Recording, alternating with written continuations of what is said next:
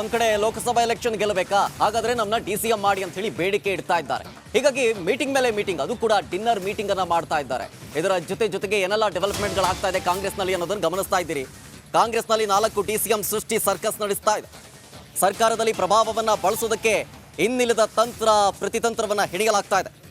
ಸಿದ್ದರಾಮಯ್ಯ ಬಣಕ್ಕೆ ಸಖತ್ ಕೌಂಟರ್ ಕೊಡ್ತಾ ಇದ್ದಾರೆ DK ಶಿವಕುಮಾರ್. ರಿಪಬ್ಲಿಕ್ ಕನ್ನಡದಲ್ಲಿ DK ಶಿವಕುಮಾರ್ ಕುರಿತ ಎಕ್ಸ್ಕ್ಲೂಸಿವ್ ಸ್ಟೋರಿ. 5 DCM ಅಸ್ತ್ರಕ್ಕೆ DK ಶಿವಕುಮಾರ್ ಪ್ರತ್ಯಸ್ತ್ರವನ್ನ ಹುಡ್ತಾ ಇದ್ದಾರೆ. ಹೆಚ್ಚುವರಿ DCM ಮಾಡಿದ್ರೆ ನಾನು DCM ಆಗಲ್ಲ ಅಂತ ಹೇಳ್ತಾ ಇದ್ದಾರೆ.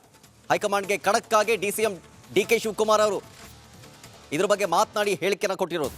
DCM ನೇಮಕಕ್ಕೆ ಒತ್ತಡ ಹೆಚ್ಚಾಗ್ತಾ ಇದ್ದಂತೆ ಹೈಕಮಾಂಡ್ಗೆ DK ಶಿವಕುಮಾರ್ ಈ ರೀತಿಯಾಗಿ ಸಂದೇಶವನ್ನ ರವಾನೆ ಮಾಡ್ತಾ ಇದ್ದಾರೆ. ಯಾವುದೇ ಕಾರಣಕ್ಕೂ ಹೆಚ್ಚುವರಿ DCMಗಳ ನೇಮಕ ಬೇಡ. ಒಂದ್ ವೇಳೆ CM ಮಾತು ಕೇಳಿ ನೇಮಕ ಮಾಡಿದ್ರೆ ನನ್ನನ್ನು ಬಿಟ್ಬಿಡಿ, ಆಯ್ಕೆ ಮಾಡಿದ್ರೆ ನಿಮ್ಮ ಇಷ್ಟ ಅಂತ ಹೇಳಿ DK ಶಿವಕುಮಾರ್ ಹೈಕಮಾಂಡ್ಗೆ ಖಡಕ್ ಉತ್ತರವನ್ನ ಕೊಟ್ಟಿದ್ದಾರೆ. CM ಸೇರಿದಂತೆ ಸಚಿವರ ನಡೆಗೆ ಹೈಕಮಾಂಡ್ಗೆ DK ಶಿವಕುಮಾರ್ ಅವರು ಕೂಡ ದೂರನ ಕೊಟ್ಟಿರೋದು.